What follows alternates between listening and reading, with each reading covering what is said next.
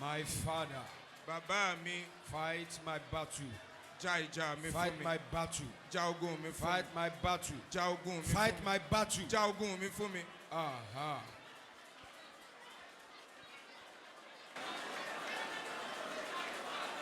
It is a serious matter. Ọ̀rọ̀ tó lágbára ni. Open your mouth and pray the prayer. Láìnú rẹ kó gbàdúrà náà.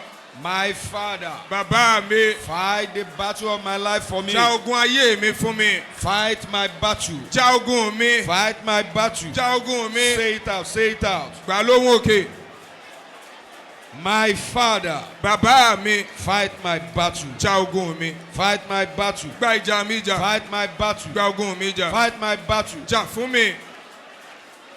Thank you, Father. Ẹ ṣeun bàbá. In Jesus' mighty name we pray. Ní orúkọ ńlá ti Jésù la gbàdúrà. A better amen to that. Àmì tó dára sílẹ̀.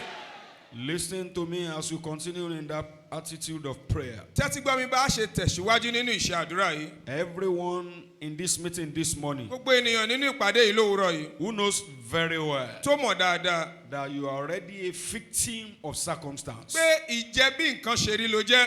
and you are here this morning, Tó sì wà ní ìlówùúrọ̀ yìí. you want to turn the situation around for good. Ó fẹ́ yípo òun padà sí rere. God that can fight battle, Ọlọ́run tó lè já ogun. God that can change his story, Ọlọ́run tó lè yí ìtàn padà. that God is in this meeting today. Ọlọ́run yìí ń bẹ nínú ìpàdé yìí lónìí. Your case will not be difficult for God to do. Ọ̀rọ̀ rẹ ò ní nira fọ́lọ́run láti ṣe. In the mighty name of Ní Jesus. orúkọ ńlá ti Jésù. You will repeat the prayer in another way. Ó tún àdúrà náà gbà lọ́nà mìíràn. As a brother or as a sister, Gẹ́gẹ́ bí ọkùnrin gẹ́gẹ́ bí obìnrin. I want to encourage you this morning. Mo fẹ́ gbà ọ níyànjú lówùúrọ̀ yìí. Please break rule in this prayer meeting. Jọ̀wọ́ ṣe ju bó ṣe yẹ lọ nínú ìpàdé àdúrà yìí. I want you to break Mo rule. fẹ́ kó o ṣe ju bó ṣe yẹ lọ. In the kingdom of darkness, Nínú ìjọba òkùnkùn, before casualty will begin to arise, kí àwọn ènìyàn tó lè bẹ̀rẹ̀ sí ní farapa. I mean before you will begin to experience casualties Kó o tó lè nírìírí farapa in the spiritual warfare. nínú ogun jíjà tẹ̀mí. Satan always break rules. Sàtánì a máa sábà lọ kọjá bó ti yẹ. You too, you need to break rule this Ìwọ morning. náà nílò láti lọ kọjá bó ti yẹ lówùúrọ̀ yìí. Let every of your prayer arrow Jẹ́ kí gbogbo ọfà àdúrà rẹ touch the blood of your enemies. kó kan ẹ̀jẹ̀ àwọn ọ̀tá rẹ. You don't bring out sword O kì í mú ìdá jáde. when you are not ready to touch blood. Béèyàn ò bá ṣetán láti fi dá òun Since kan you are in the ẹ̀jẹ̀. presence of God for battle this morning, Nígbà tó o ti wà níwájú Ọlọ́run fún ogun lówùúrọ̀ yìí. if you need to lose your voice, lose it. Bí òwú rẹ ọba há, o jẹ́jẹ́ ó If há. you need to lose your edge, let it be thrown away. Bí gèlè rẹ ọba bọ́ sọnù, o jẹ́jẹ́ ó bọ́ sọnù. The important thing is for victory to appear. Ohun tó ṣe pàtàkì ni fún ìṣẹ́gun rẹ láti I farahàn. stand here as the Son of the Mo Almighty. dúró ní gẹ́gẹ́ bí òjíṣẹ́ Olódùmarè. In this morning meeting, Nínú ìpàdé òwúrọ̀ the yìí, Lord will answer your prayer. Olúwa ó dáhùn àwọn àdúrà rẹ. In the name of Ní Jesus. orúkọ Jésù. Say every battle. Gbogbo ogun. I can't hear you very well. Gbogbo ohùn rẹ dáadáa. Assigned to swallow me up. Tí wọ́n yàn láti gbé mi mì. Can you say it as if you mean it? Gbà á lóhùn òkè. I cannot hear the voice of those sisters. Mi ò gbóhùn àwọn arábìnrin yìí. Can I hear those who have said to pray better than that? Jẹ́ kí n gbóhùn àwọn tó lè gbà dáadáa. Let me hear the voice of the people at the gallery. Jẹ́ n gbóhùn àwọn tó ń bẹ lókè. Are you afraid to say the prayer? Ṣẹ́rù ń bà yín láti gbàdúrà yìí ni. I watched a video yesterday. Mo wo fọ́nrán kan lánàá. When I look at the video, Nígbà tí mo wo fọ́nrán ọ̀hún, I was weeping. ìṣe ni mò ń sunkún. I know if a mother watches this video, Wọn kò bí ìyá kan bá wo fọ́nrán yìí, you will weep for the situation. òun ti kára rẹ̀ ó sunkún fún pò tó I rí. am believing God. Mo ń gba Ọlọ́run gbọ́. Any battle, Ogun yòówù. prepare to swallow you up Tí this wọ́n year. gbé kalẹ̀ láti gbé ọmọ lọ́dún yìí. Any battle, Ogun kógun. program for you to cry this year. Tí wọ́n ṣètò fún ọ láti sọkún lọ́dún Any yìí. battle, Ogun yòówù. program to turn your life upside Tí down. wọ́n ṣètò fún ọ láti torí ayé rẹ In your kodò. 7 amen. Nínú àmì méje rẹ. Backfire! Kó ká padà.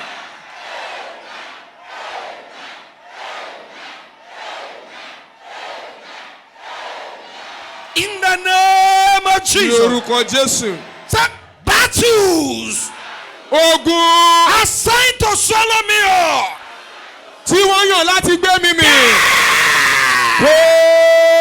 Say it out, beloved. Gbà lóhùn òkè olùfẹ́. Battle assigned to swallow me Ogun up. tí wọ́n yàn láti gbé mi mì.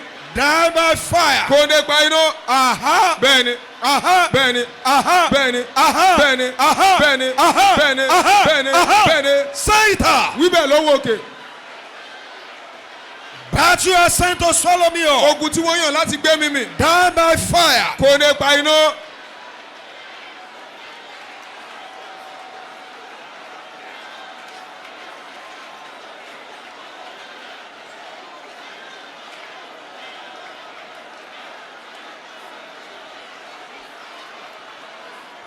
Pray this prayer, beloved. Gbàdúrà yóò olùfẹ́.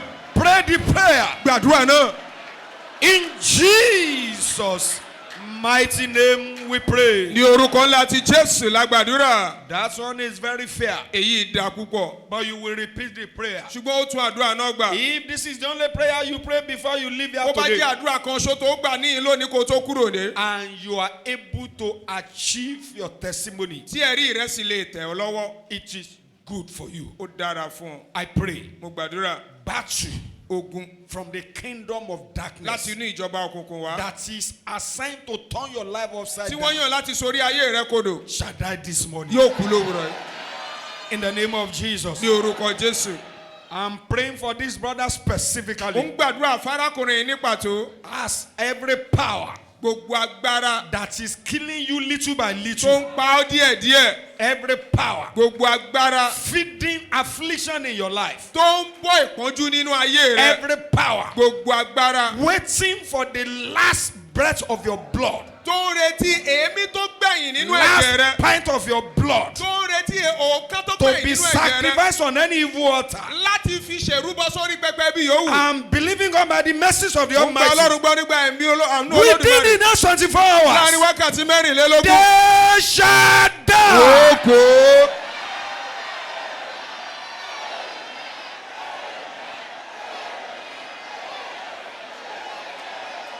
In the name of Ní Jesus. orúkọ Jésù.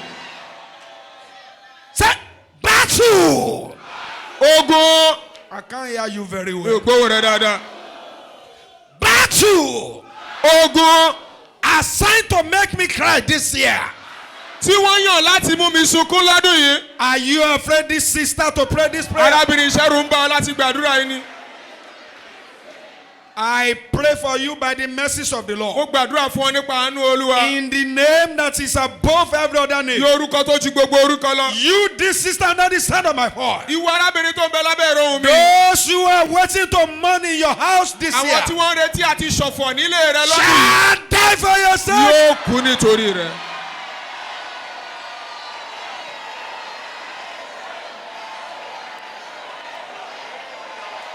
In the name of Jesus. Ní orúkọ Jésù.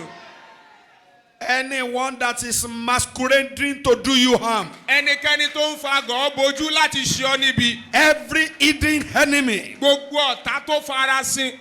I pray by the power of the Holy Mo Ghost. gbàdúrà nípa agbára ẹ̀mí mímọ́. Masquerading power, Agbára tó bá àgọ́ bojú. waiting to do you harm this year. Tó ń retí àti ṣe ọ́ níbi lọ́dún yìí. In your 7 Nínú number, àmì méje rẹ. fall down and Kó ṣubú die. lólẹ̀ kókó.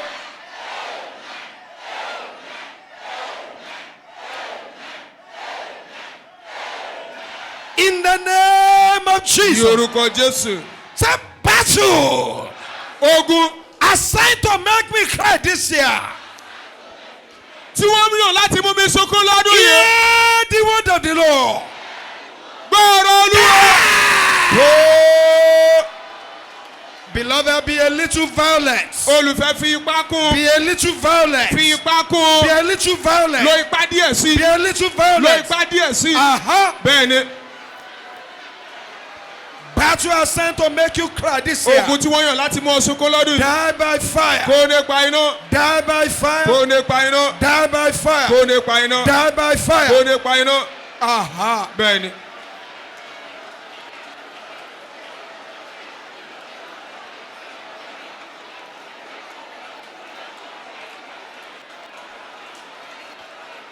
In Jesus' mighty name we pray. Ní orúkọ ńlá ti Jésù la gbàdúrà. Our Lord and our God, we want to say thank you for this morning. Olúwa àtọlọ́run wa, àwa fẹ́ dúpẹ́ lọ́wọ́ yín fún òwúrọ̀ yìí. Everlasting Father, we thank you because indeed you are God. Bàbá ayérayé, a dúpẹ́ lọ́wọ́ yín nítorí pé lótìtọ́ Ọlọ́run ni yín. We thank you because you are the everlasting A Father. dúpẹ́ lọ́wọ́ yín nítorí pé ẹ̀yin ni bàbá ayérayé. Thank you because your power is absolute A power. dúpẹ́ lọ́wọ́ yín torí pé agbára yín agbára tó ń gbani pátápátá Thank ni. you because you are the one that can say yes that no man can A say dúpẹ́ no. lọ́wọ́ yín ẹ̀yin nìkan lẹ lè ṣe bẹ́ẹ̀ ni tẹ́nikẹ́ni ò sì lè ṣe bẹ́ẹ̀ kọ́. Thank you because you are the one that can close that no man can open. A dúpẹ́ lọ́wọ́ yín ẹ̀yin nìkan ṣo náà lẹ lè tì tẹ́nikẹ́ni Father, ò lè we ṣí. thank you because you are our fortress. Bàbá a dúpẹ́ lọ́wọ́ yín torí pé ẹ̀yin ni odi wa. Thank you for being our refuge in time of A trouble. dúpẹ́ lọ́wọ́ yín torí pé ẹ̀yin ni bí ìsádi wa lákòókò ìṣòro. We give you praise. Àyìn yín In the name of ní Jesus, orúkọ Jésù. Lord, today, Olúwa lónìí do something new. ẹ ṣohun ọ̀tun. Minister to us by yourself. Ẹ bá wa sọ̀rọ̀ tìkára yín In the name of ní Jesus, orúkọ Jésù. any power from the pit of hell Agbára kágbára láti inú ipò ìkú wa. assigned to trade in this meeting this Tí morning, wọ́n yàn láti ṣòwò nínú ìpàdé yìí lówùrọ̀ yìí. receive the judgment of God and die. Kó gba ìdájọ́ Ọlọ́run kó sì kú. In the name of Ní Jesus. orúkọ Jésù. Thank you, Heavenly Father. Ẹ ṣé bàbá ọ̀run. In Jesus' mighty name we pray. Ní orúkọ ńlá ti Jésù la gbàdúrà. Beloved, before you get seated, Olùfẹ́ kó tó jókòó. I want you to go and look for a minimum of 2 or 3 Mo friends. fẹ́ kó lọ wá àwọn ọ̀rẹ́ bíi méjì sí mẹ́ta ó kéré jù. Say, my friend, Kó o ní ọ̀rẹ́ mi. your enemy will declare losses Àwọn ọ̀tá rẹ̀ wọ́n pòfo over your life this year. lórí ayé rẹ̀ lọ́dún yìí.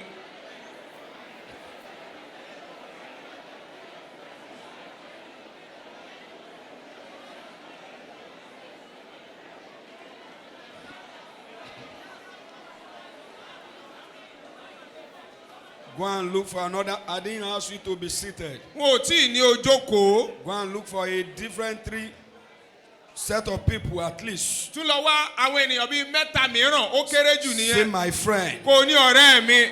this month, Lóṣù yìí, angel of visitation will visit you áńgẹ́lì ìbẹ̀wò yóò bẹ̀ ọ́ wò. and turn your situation around for Yóò good. sì yípo rẹ padà sí rere. Go and look for another 3 people. Lọ wá àwọn ọ̀rẹ́ mẹ́ta mìíràn.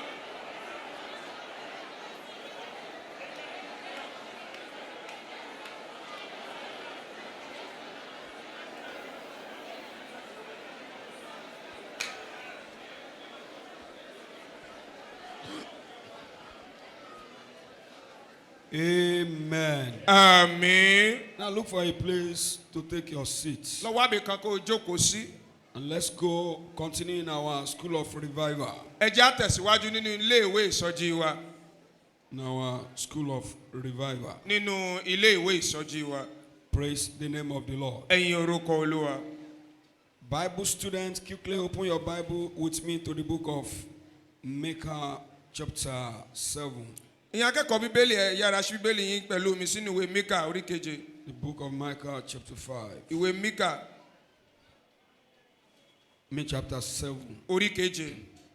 Micah chapter 7. Ìwé Míkà orí keje. Plenty of scriptures again to read this morning. Ọ̀pọ̀lọpọ̀ ẹsẹ̀ Bíbélì láti túkà lówùúrọ̀ yìí. Let us start there. Ẹ jẹ́ á bẹ̀rẹ̀ láti bẹ̀. I'll be a little sluggish despite the little time that I have, N ò ní yára lórí àkókò tí mo ní. so that all of us will be able to know, see the importance of where we are going this morning. Kí gbogbo wa lè mọ̀ síwájú sí i ká sì lè mọ̀ pàtàkì ibi tá à ń rè gan lówùúrọ̀ yìí. If you are there, say yes. Tó o bá ti ṣí síbẹ̀ ṣe bẹ́ẹ̀ ni. Chapter 7, book of Micah. Ìwé Míkà orí keje. Let me quickly read from verse 5. Ẹ jẹ́ yára kà á láti ẹsẹ̀ karùn-ún. Or maybe for the purpose of this meeting, Bóyá fún èrèdí ìpàdé yìí, let me read it from verse 1. ẹ jẹ́ kà á láti ẹsẹ̀ kínní. Woe is me, for I am as when they have gathered the summer fruits, as the grape laden of the vintage. There is no cluster to eat. My soul desired the first ripe fruit. The good man is perished out of the earth, and there is none upright among men. They all lie in wait for blood. They hunt every man his brother with a net, that they may do evil with both hands earnestly. The prince asketh, and the judge asketh for a reward, and the great man, he uttereth his mischievous desire, so they wrap it up. The best of them is as a bread, the most upright is sharper than a thorn edge. The day of thy watchmen and thy visitation cometh, now shall be their perplexity. Now look at verse 5. Trust ye not in a friend, put ye not confidence in a guide. Keep the doors of thy mouth from her that lieth in thy bosom. For the son dishonoreth the father, the daughter riseth up against her mother, the daughter-in-law against her mother-in-law. A man's enemy are the men of his own household. Therefore, I will look unto the Lord. I will wait for the God of my salvation. My God will hear me. Ègbé ni fún mi, nítorí èmi dàbí ìkójọpọ̀ èso ẹ̀rùn, bí èéṣẹ́ ìkórè èso àjàrà, kò sì sí ìtì kan láti jẹ àkọ́so tí ọkàn mi fẹ́. Onírúurú ti run kúrò lé ayé, kò sì sí olóòótọ́ kan nínú ènìyàn. Gbogbo wọn bá fún ẹ̀jẹ̀, olúkúlùkù wọn fi àwọn dẹ arákùnrin rẹ̀. Ọwọ́ wọn ti múra tán láti ṣe búburú. Olórí ń béèrè, onídàájọ́ sì ń béèrè fún ẹ̀san. Ènìyàn ńlá ń sọ ìró ìkà rẹ̀, wọ́n sì ń yípo. Ẹni tí ó sàn jùlọ nínú wọn dàbí ẹ̀gún, ìdúróṣinṣin jùlọ mú ju ẹ̀gún ọgbà lọ. Ọjọ́ àwọn olùṣọ́ rẹ̀ àti ìbẹ̀wò rẹ̀ dé, nísinsìnyí ni ìdààmú wọn ó dé. Ẹ má gba ọ̀rẹ́ kan gbọ́, ẹ má sì gbẹ́kẹ̀lé amọ̀nà kan. Pa ilẹ̀kùn ẹnu rẹ mọ́ fún ẹni tí ó sùn ní òkun àyà rẹ. Nítorí ọmọkùnrin ń ṣàìbọ̀wọ̀ fún bàbá, ọmọbìnrin dìde sí ìyá rẹ̀, aya ọmọ sí ìyá ọkọ rẹ̀. Ọ̀tá olúkúlùkù ni àwọn ará ilé rẹ̀. Praise the name of the Lord. Ẹ̀yin orúkọ Olúwa. A powerful hallelujah. Hallelujah tó lágbára.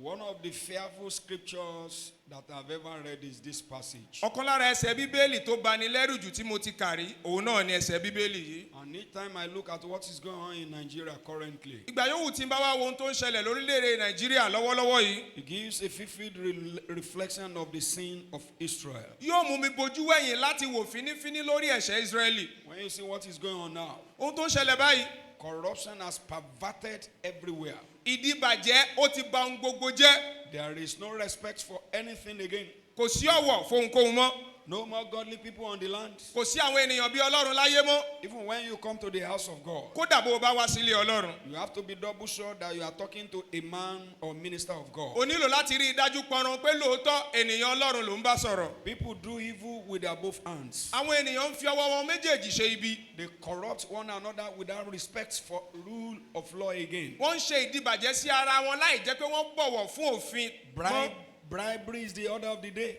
Rìbá òun ló gbayé kan báyìí. Everyone hunt for one another. Gbogbo ènìyàn ló ń dọdẹ ẹnìkejì rẹ̀. There is no respect for anything that we call rule any longer. Kò sí ọ̀wọ̀ fóhunkóhun tá à ń pè lófin mọ́. Son doesn't respect the father again. Àwọn kan ọmọkùnrin ò bọ̀wọ̀ fún bàbá wọn mọ́. They treat their parents with contempt. Níṣe ni wọ́n ń ṣe àwọn òbí wọn bó ti wù wọ́n. When you see the daughters, Nígbà tí ẹ bá rí ọmọ obìnrin náà, no respect for the mother. wọn ò bọ̀wọ̀ fún ìyá wọn. Even daughter-in-law and mother-in-law. Kódà ẹni tó jẹ́ pé ìyá ọkọ sí aya ọmọ rẹ̀. Provocation everywhere. Ìbínú níbi gbogbo. Household rising against one another. Ìdílé kan tó ń dìde lòdì sí ìdílé mìíràn. Praise the name of the Lord. Ẹ̀yin orúkọ Olúwa. It is a challenge. Ìpèníjà ló jẹ́. And that is why when the prophet was receiving this message, Èrèdíre nígbà tí wòlíì ń gba iṣẹ́ yìí, he was already bothered. ó ti ń kọminú lọ́pọ̀lọpọ̀. The same pain I have this morning. Ìrora kan náà ni mo ní lówùúrọ̀ yìí. And when I look at verse 5 of this scripture, Nígbà tí mo sì wo ẹsẹ̀ karùn-ún ẹsẹ̀ Bíbélì yìí, the scripture says,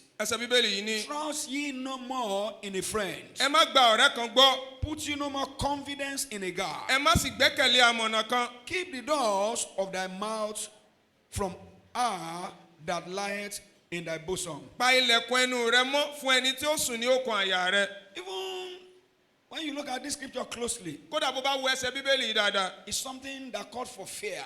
ó jó nǹkan tó bani lẹ́rù. Bible is encouraging us not to trust anyone within our environment again. Bíbélì ń gbà wá níyànjú pé ká má ṣe gbẹ́kẹ̀lé ẹnikẹ́ni láyìíká wa mọ́. One of the video that I watched last week, Ọ̀kan lára àwọn fọ́nrán tí mo wò lọ́sẹ̀ tó kọjá, I saw a young boy mo rí ọ̀dọ́mọkùnrin kan being paraded by the pressmen.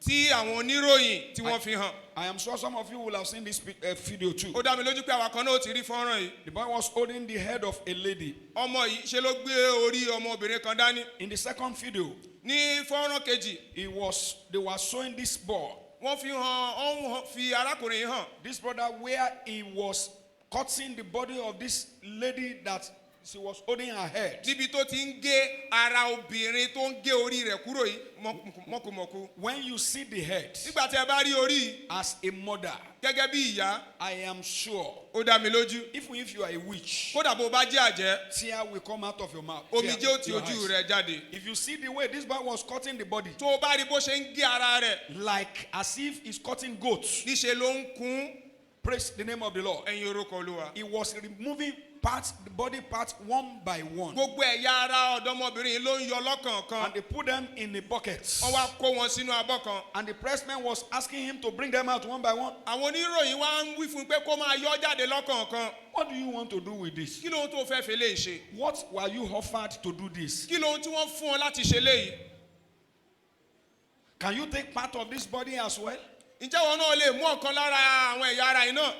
How much were you offered? èèlò gan-an ni wọ́n fún ọ. Are you eating it or you want to sell it? ṣó ń jẹ́ ni àbò fẹ́ tà á. The brother said ọ̀dọ́mọkùnrin yìí ni. his friend had brought the lady to the house where they killed this this girl. ọ̀rẹ́ òun ló mọ ọmọdébìnrin yìí wá sílé òun tí wọ́n ti pa ọmọ yìí. He said, I even thought that the lady was his girlfriend. ó lóun lérò pé ọ̀rẹ́ rẹ̀ lárábìnrin yìí jẹ́. Unfortunately, ṣùgbọ́n wá ṣe ní láàánú. see, he just told me ó kàn wí fóun ni. that they needed to kill her páwọn ṣáà nílò láti pa á. because he needed her head. nítorí òun nílò orí rẹ̀. And when he took the head, nígbà tó sì gbé orí. they removed all the body organs. gbogbo ẹ̀yà ara rẹ̀ ni wọ́n yọ lọ́kọ̀ọ̀kan. They were taking them somewhere. ibì kan ṣáà ni wọ́n ń kó wọn lọ. They want to convert them to money. wọ́n fẹ́ sọ wọ́n dowó. They want to use them for ritual. wọ́n fẹ́ fi wọ́n ṣe oògùn owó. I'm believing God today. ó ń gba Ọlọ́run gbọ́ lónìí. Anyone that want to trick any of your children, ẹnikẹ́ni tó fẹ́ fi ọgbọ́n ẹ̀wẹ́ gbé yíkéyìí nínú àwọn ọmọ rẹ. anyone that want to masquerade ẹnikẹ́ni tó fẹ́ díbọ́n in order to destroy your joy, láti pa ayọ̀ rẹ run. in order to destroy your tomorrow, láti pa ọjọ́ ọ̀la rẹ run. the ground will open up and swallow them ilẹ̀ up. ó lanu yóò gbé wọn mì. The ground will open up and swallow them ilẹ̀ ó up. lanu yóò gbé wọn mì. In the name of ní Jesus. orúkọ Jésù. How I wish you are able to watch this video. kò bá wùn mí kí wọn náà wo fọ́nrán yìí. I asked them to look at it if they will be able to fix it before we go. mo ní kí àwò bí wọ́n bá lè bá wa ṣe ká tó máa lọ. It made me to bleed internally. ó mú mi kí ẹ̀jẹ̀ máa jáde lára mi nínú náà. What the scripture is referring to in this Micah chapter 7 ohun tí bíbélì ń sọ nínú ìwé Míkà orí keje yìí. is exactly what is going on in Nigeria now. òun gan ló ń ṣẹlẹ̀ lọ́wọ́ lórílẹ̀‐èdè Nàìjíríà báyìí. Everywhere has been turned upside down. ibi gbogbo ló ti sorí kodò. Even the government had no clue any longer. kódà ìjọba ò mọ ohun tí wọ́n ò ṣe mọ́.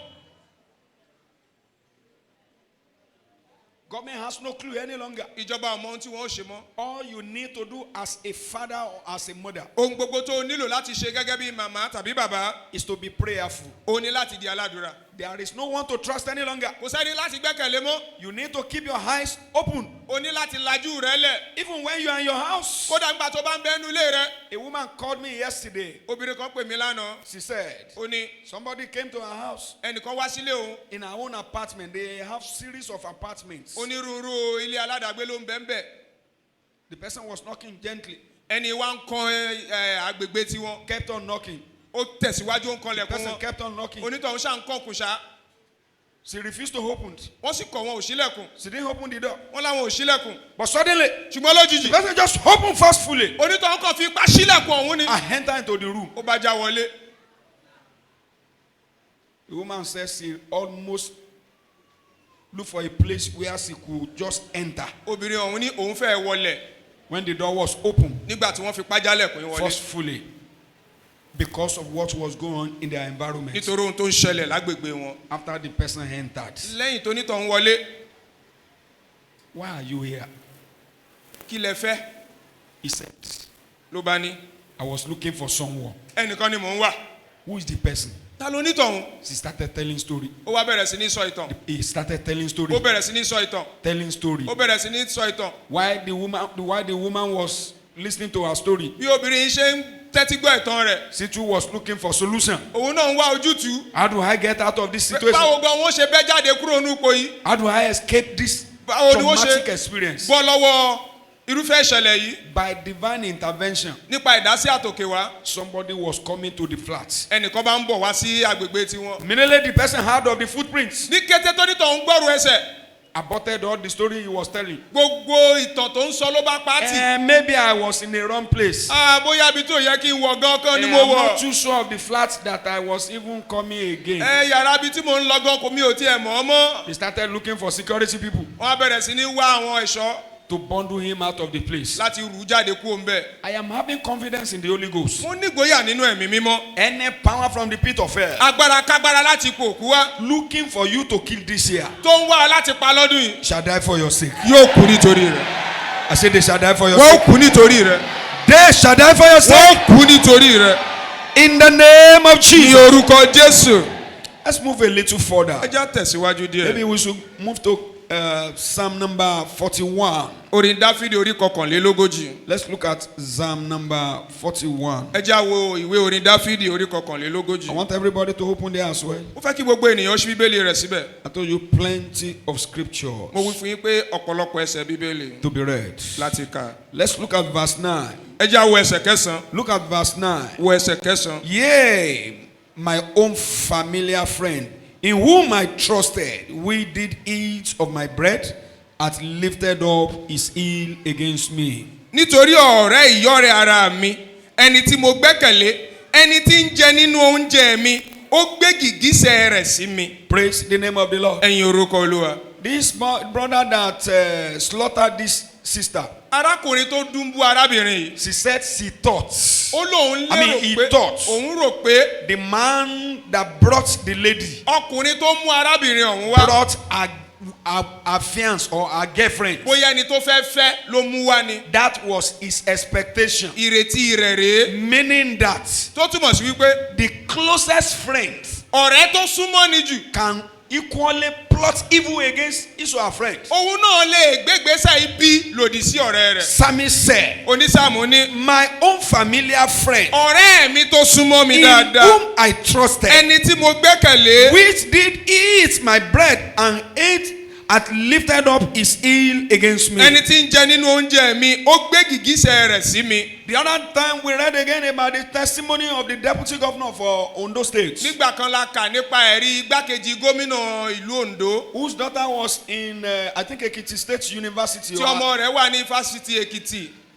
Specifically, I think Ondo State University in Akuba. ní pàtó ifásitì Ondo ni ní ìpínlẹ̀ Ondo lákùngbá. This man equally lost a daughter to this type of people. arákùnrin náà pàdánù ọmọ rẹ̀ sọ́wọ́ àwọn ènìyàn búburú yìí. The boyfriend ẹni tó fẹ́ took the lady ló bá gbé ọ̀dọ́mọbìnrin yìí to his house. lọ sínú ilé rẹ̀. After all said and done, lẹ́yìn ohun gbogbo she used the lady for ritual. ló lu ọmọ òun fóògùn owó. Killed the sister. An undergraduate students. ẹni tí ò tí ì parí iléèwé gíga rẹ̀. They were both in university. ifásitì ni wọ́n jọ wà. So I want the children who are in this meeting and the mother in this meeting to listen very well. mo fẹ́ kí gbogbo àwọn ọmọ tí wọ́n ń bẹ nínú ìpàdé yìí àti àwọn ìyá wọn kí wọ́n tẹ́tí gbọ́ dáadáa. If your daughter or your son is going out, bọ́mọdébìnrin rẹ̀ àbọ́mọkùnrin rẹ̀ bá ń jáde. you must have idea who he is going out with. o gbọ́dọ̀ mẹ́rin tó ń bá jáde o. You must have a clear idea of where he or she is going. o gbọ́dọ̀ mọ ibi tí ọmọ rẹ̀ yìí sì ń lọ. The Bible says, bíbélì ni. yea, my own familiar friends. ọ̀rẹ́ mi tí mo súnmọ́ dáadáa. That's exactly what the psalmist was saying. ohun tó ní sáàmù ń sọ ní pàtó rèé. Maybe we move a little further. bóyá ká tún tẹ̀síwájú díẹ̀. If you feel that you haven't really seen things that the Lord is saying at this bó o bá moment, lérò pé o ò tí ì bẹ̀rẹ̀ sí ní rí ohun tọ́lọ́run ń sọ ní ìlówùrọ̀ yìí. look at Psalm number 55. orin dáfídì orí karùndínláàdọ́ta. Let's look lọ́gọ́ta. at Psalm number 55. orin dáfídì orí karùndínlọ́gọ́ta. Let me read from verse 12. ẹ jẹ́ ń kà láti ẹsẹ̀ kejìlá. For it was not an enemy that reproached me, then I could. For it was not an enemy that reproached me, then I could have borne it. Neither worry, since he that hated me, that did magnify himself against me, then I would have hid myself from him. Verse 12. nítorí tí kì í ṣe ọ̀tá mi lé ó gàn mí ìjẹ́ èmi ìbá pa á mọ́ra bẹ́ẹ̀ ni kì í ṣe ẹni tí ó kórìíra mi lé ó gbé ara rẹ̀ ga sí mi ǹjẹ́ èmi ìbá fi pamọ́ kúrò lọ́dọ̀ rẹ̀. Praise the name of the Lord. ẹ̀yin orúkọ Olúwa. Now look at what Psalmist said again in verse 13. ẹsẹ̀ kẹtàlá. But it was thou, a man, my equal, my guide, and my acquaintance. ṣùgbọ́n ìwọ ni ọkùnrin ọgbà mi amọ̀nà mi àti ojúlùmọ̀ mi. So in other words, lọ́rọ̀ mìíràn. those that can kill, and destroy, and steal, àwọn tó lè pani tí wọ́n lè parun tí wọ́n sì lè jani lólè. from what is going on right now in the environment where nínú ohun tó ń ṣẹlẹ̀ lọ́wọ́lọ́wọ́ yìí nínú agbègbè tá a wà yìí. they are no more strangers. wọn kì í ṣàlejò mọ́ o. They are people who have privileged information about you. àwọn ènìyàn tí wọ́n láǹfààní ìròyìn nípa rẹ ni. They are brothers and sisters wọ́n jẹ́ àwọn arákùnrin àti arábìnrin. who have in-depth understanding of your movements. tí wọ́n ní òye jinlẹ̀ lórí bó o ti ń rìn. You need to be very careful of the people you relate with. o nílò láti kíyèsára irú àwọn èèyàn tó ń bá ṣe. The person you saw last year, please look at him very well. Be sure that it's the same person you are seeing this year. ẹni tó rí lọ́dún tó kọjá tó wá ní nísẹ̀yìn kíyèsára dáadáa kó rí dájú pé ẹnìkan náà ṣì ni. Look at verse 14. wo ẹsẹ̀ kẹrìnlá. Psalmist said, onísáàmù ní. we took sweet counsel together and walked unto the house of God in a company. àwa jùmọ̀ gbìmọ̀ dídùn àwa sì kẹ́gbẹ́ rìn wọ ilé Ọlọ́run lọ. Praise the name of the Lord. ẹ̀yin orúkọ Olúwa. They took counsel together. wọ́n jọ gbìmọ̀ dídùn. The two of them always come to the house of God together. àwọn méjèèjì jọ máa ń wá sílé Ọlọ́run ni o. They walk unto the house of the Lord in a company. wọ́n ń rìn wọ́n jọ ń rìn wọnú ilé Ọlọ́run ni. So in other words, lọ́rọ̀ mìíràn. that somebody is sitting closely to you in a church bẹ́ẹ̀nìkan jókòó sẹ́gbẹ́ rẹ tímọ́tímọ́ nínú ìjọ. is not a clue that is an angel. kì í ṣàmì pé áńgẹ́lì ló jẹ́. Your eyes need to be open. ó yẹ kó o la ojú rẹ. As we are currently, gẹ́gẹ́ bíbi tá a wà lọ́wọ́lọ́wọ́ yìí. the government has become clueless about our situation. ìjọba ò mọ ohun tí wọ́n ó ṣe mọ́ lórí ipò tá a wà We yìí. have a lot of wicked enemies around us. a ní ọ̀pọ̀lọpọ̀ àwọn ọ̀tá ìkà tó yí wa ká. Situation has become devastating. ipò yìí ti bani nínú jẹ́. So this morning, lówùúrọ̀ yìí. you need to be very, very attentive. o nílò láti tẹ́tí dáadáa. When I say you should pray, tí n bá ní o gbàdúrà. you need to pray for yourself. o nílò láti gbàdúrà fúnra rẹ. Praise the name of the Lord. ẹ̀yin orúkọ Olúwa. Many of you will be saying, is it only Old Testament that we are reading today? ọ̀pọ̀lọpọ̀ yóò máa sọ pé a ṣe májẹ̀mú láíláí nìkan là ń kà lónìí Okay, ni. let's move a little forward in the New ó Testament. jẹ́ ẹja wọnú májẹ̀mú titun lọ. Let's move to Matthew chapter 26. ìwé Matthew orí kẹrìndínlọ́gbọ̀n. Let's look at one or two verses there as well. ká wo ẹsẹ̀ kan sí méjì níbẹ̀. Let's look at what Jesus said here. ká wo ohun tí Jésù sọ ní. I'm reading verse 23 of Matthew chapter 26. ìwé Matthew orí kẹrìndínlọ́gbọ̀n ẹsẹ̀ kẹtàlélógún. 23. And he answered and said, he that dippeth his hand with me in the dish, the same shall betray me. ó sì dáhùn wípé ẹni tí ó ń bá mi tọwọ́ bọ inú àwo òun náà ni ó fi mí hàn. Praise the name of the Lord. ẹ̀yin orúkọ Olúwa. Jesus is the one that was talking here as well. Jésù ló ń sọ̀rọ̀ níhìn. Ministering to you and her. tó ń bá ẹ̀mí àti rẹ The sọ̀rọ̀. person that dippeth his hand in the dish with me ẹni tí ó ń bá mi tọwọ́ bọ inú àwo is the same person that will betray me. òun náà ni yóò fi mí hàn. Many of high-profile crises that we are experiencing in the country right now ọ̀pọ̀lọpọ̀ àwọn làásìgbò ńláńlá tó ń ṣẹlẹ̀ níbi gíga gbogbo báyìí. has to do with people who are very close to their victims. ló ní í ṣe pẹ̀lú àwọn ènìyàn tí wọ́n súnmọ́ àwọn ìjẹ́ wọn pẹ́kípẹ́kí. They give their victim out. àwọn ni wọ́n ń ta àwọn ìjẹ́ wọn. They will report them in high places in their coven. nínú àjọ wọn ni wọ́n kó wọn lọ níbi gíga lọ́hùn. They will report all their activities. gbogbo ìbọn ṣe ń ṣe ni wọ́n máa fi sùn níbẹ̀. 80% of people that have been kidnapped, ìdá 100 nínú 100 àwọn tí wọ́n ń jí gbé they have sufficient information about them. ni wọ́n níròyìn tó tó nípa wọn. Usually even in the coven, kódà nínú àjọ wọn. witches and wizards, àwọn àjẹ́ they don't go for people that will not give them crown. wọn kì í lọ fáwọn ènìyàn tí ò ní mú wọn ní adé. They will not go for personality wọn ò ní lọ báwọn ènìyàn where they will not be promoted. tó jẹ́ pé àwọn yẹn ò ní fà á ká gbé wọn ga. They look for big fish. wọ́n wá àwọn ẹja ńláńlá. The same way in the world right now. ọ̀nà kan náà nínú ayé báyìí. If they want to kidnap, bí wọ́n bá fẹ́ jínigbé. they will x-ray where they want to kidnap. wọ́n ó yà kéegun ibi tí wọ́n ti fẹ́ ṣe ìjínigbé wọn. If you go to some area and you go and kidnap. bó bá lọ sáwọn agbègbè kan tó lọ jíyàn gbé ń bẹ̀. How many times have you had a kidnap in Ajegunle? ìgbà mélòó gan ló ti gbọ́ pé wọ́n jíyàn gbé lájégúnlẹ̀. Nobody will go there. kò sẹ́ni tí ó lọ bẹ̀. Because if they know if they kidnap, torí wọ́n mọ̀ pé bí àwọn bá jẹ́ èèyàn gbé they ń won't be bẹ̀. able to make any much. wọn ò ní rí owó kankan gbà. They go to where they have done sufficient research. wọ́n lọ síbi tí wọ́n ti ṣèwádìí tó tó. Where they know Ibi tí people wọ́n mọ̀. who will be valuable to them are living. bó jẹ́ pé àwọn tó ṣe iyebíye ló ń gbé bẹ̀. Praise the name of the Lord. ẹ̀yin orúkọ olúwa. Why is it that they don't go to school where they know that when they kidnap there? èyí ṣe tó jẹ́ kí wọn kì í lọ sílé ìwé tó jẹ́ kí wọ́n mọ̀ pé táwọn bá jíyàn gbé ń bẹ̀. Anybody you kidnap there, pé ẹnikẹ́ni táwọn bá jí gbé ń bẹ̀. it's a deficit. òfò ló jẹ́ sáwọn. Praise the name of the Lord. ẹ̀yin orúkọ olúwa. Those who have information about you, àwọn tí wọ́n ní ìròyìn nípa rẹ. they are the people that can harm you. àwọn igan náà ló lè pa ọ́ lára. They are the people that come into your life. àwọn ni wọ́n ò wọnú ayé rẹ. They are people who can do you evil. àwọn ni wọ́n lè ṣe ọ́ níbi. And that is why today, èrèdí rẹ lónìí. what I quickly want us to pray ohun about tí mo fẹ́ ká yára gbàdúrà lé lórí. is what I call, òun ni mo pè ní. within the next few minutes, láàrin wọn bá ṣẹ́jú díẹ̀.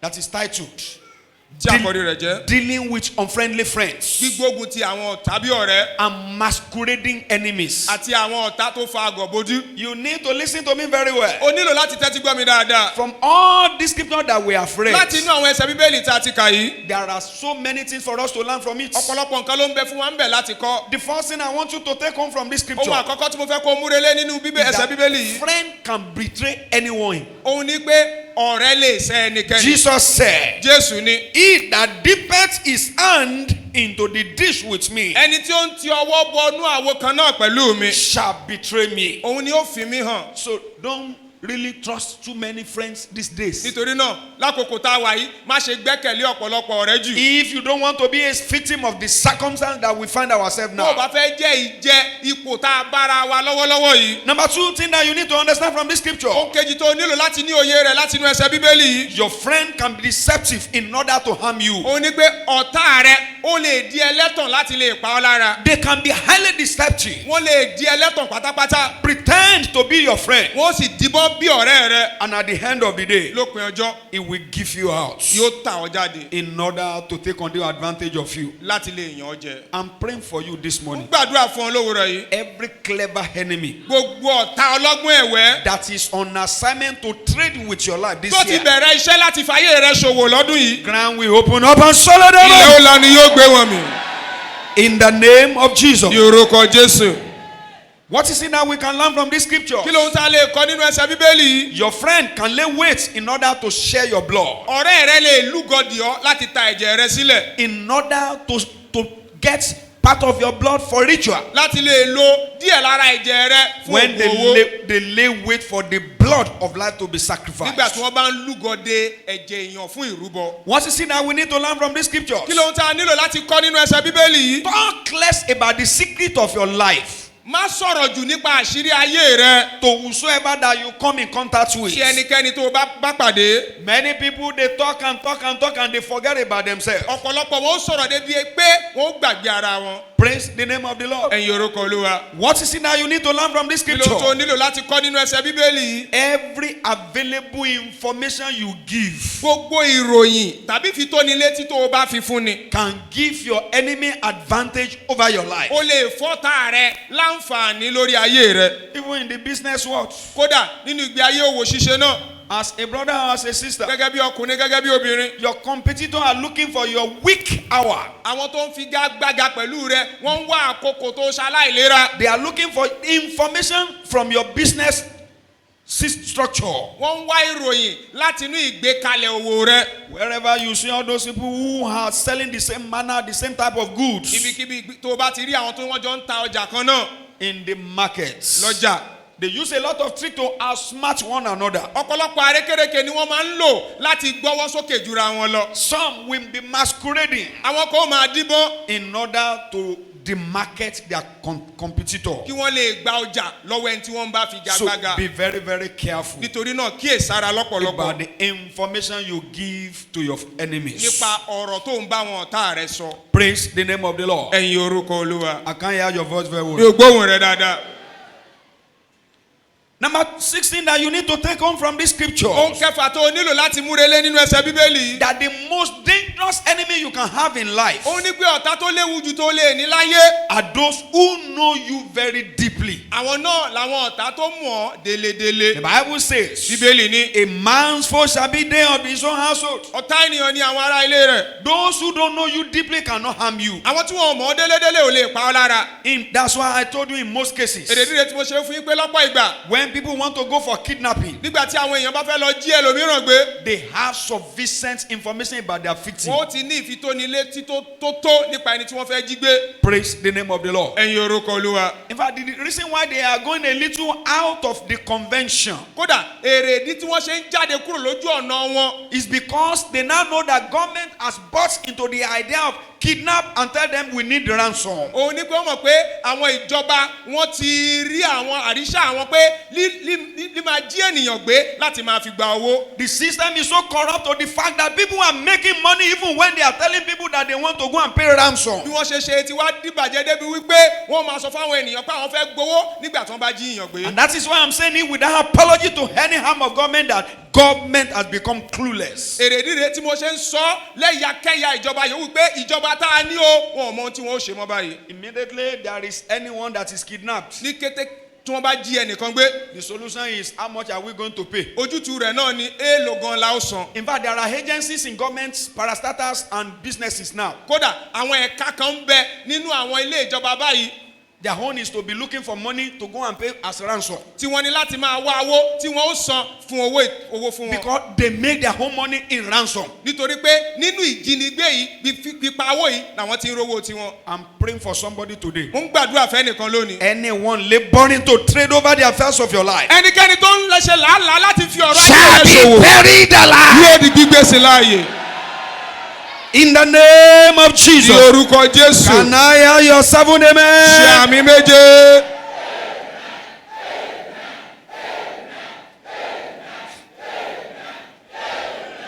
In the name of Jesus. ní orúkọ Jésù.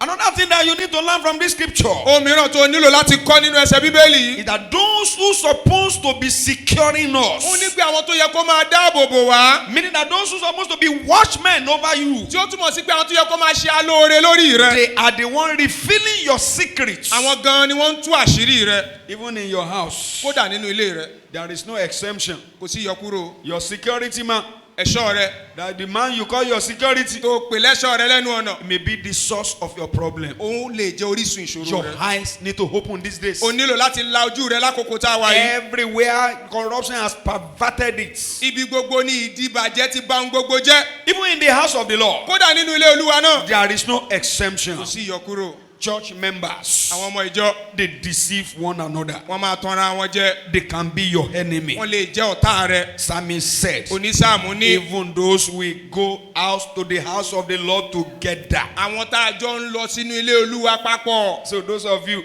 ẹ̀yin well, this is my tight friend. tẹ́bá ní ọ̀rẹ́ mi tó súnmọ́ mi pẹ́kípẹ́kí ni o. The only thing that is tight about you is your pint. ohun kan tó súnmọ́ ẹ pẹ́kípẹ́kí náà làwọn tẹ́lẹ̀ rẹ. Is your private or whatever we call all your undies and whatever. ohunkóhun tá à ń pè láwọ̀ tẹ́lẹ̀. There is no tight friend any longer. kò sáré kankan tó súnmọ́ ní pẹ́kípẹ́kí mọ́ o. You only have tight enemies. àwọn ọ̀tá tó súnmọ́ ní pẹ́kípẹ́kí la ní. Praise the name of the Lord. ẹ̀yin orúkọ olúwa. Trust no one any longer. má ṣe gbẹ́kẹ̀lé ẹnikẹ́ni mọ́. You don't need to trust anyone any o longer. nílò láti gbẹ́kẹ̀lé ẹnikẹ́ni mọ́. And when we are talking about trust, nígbà tá a bá ń sọ nípa ìgbẹ́kẹ̀lé it is deep. ó jinlẹ̀. I am not talking about the surface trust. n ò sọ nípa ìgbẹ́kẹ̀lé òrèfé. We are talking about wisdom, trust that has to do with wisdom. à ń sọ nípa ìgbẹ́kẹ̀lé tó ní í ṣe pẹ̀lú ọgbọ́n. Your brain must be working. ọpọlọ rẹ gbọ́dọ̀ máa ṣiṣẹ́. Anytime you are doing anything, ìgbà yòówù tó o bá ń ṣe ohunkóhun. even as husband and wife. kódà gẹ́gẹ́ bí ọkọ àti aya. We have seen wife, we have seen husband where they are doing evil against one another. a ti rí ọkọ àti aya tí wọ́n ń ṣe bí síra wọn. Wife giving out his husband into evil. aya tó ń ta ọkọ rẹ̀ fún ibi. Husband running away from house and doing harm against the wife. ọkọ tó sá kúrò nínú ilé tó sì ń ṣe ibi sí aya rẹ̀. Praise the name of the Lord. ẹ̀yin orúkọ olúwa. In a nutshell, ní kúkúrú because of our time, nítorí àkókò wa. who are these masquerading enemies? àwọn wo làwọn ọ̀tá tó ń díbọ́n yìí. When we say a person is a masquerader, tí n bá sọ pé ẹnìkan ń bẹ tó fagọ̀ bójú. he is an unfriendly friend in nature. ó jẹ́ Amọ̀niṣe ni lábùdá rẹ̀. Anyone that is an unfriendly friend Ẹnikẹ́ni tó bá jẹ́ amọ̀niṣe ni. is a replicant of a masquerader. Bí ẹni tó ń díbọ́n náà ló jẹ́. Masquerade use mask.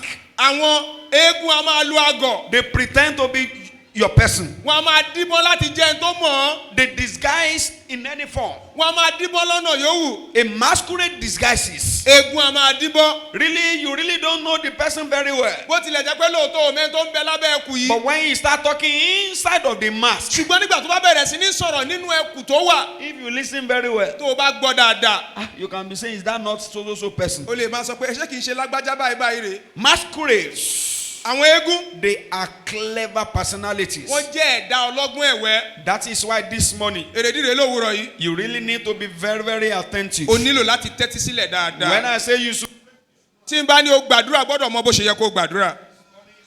Òwúrọ̀ rẹ lòwúrọ̀ yìí yóò sì dára fún ọ ní orúkọ Jésù. Mi ò gbóhùn rẹ dáadáa. Ta ni ọ̀tá tó ń díbọ̀ yìí? Tá ń sọ̀rọ̀ ń pa rẹ̀. Òun ni a fi ẹnu bà tẹni jẹ́. Ta ni ọ̀tá tó ń díbọ̀ yìí? Òun ni a ṣèké ẹni tó ń ṣiṣẹ́ nínú ọ̀rọ̀ ayé rẹ̀. Ta là ń sọ̀rọ̀ nípa rẹ̀?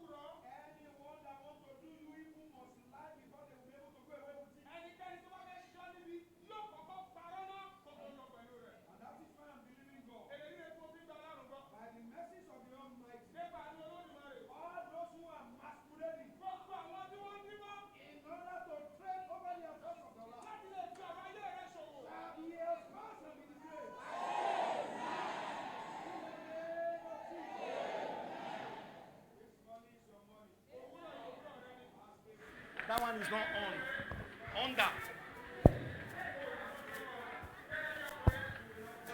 O ò ní bọ́ sọ́wọ́ wọn.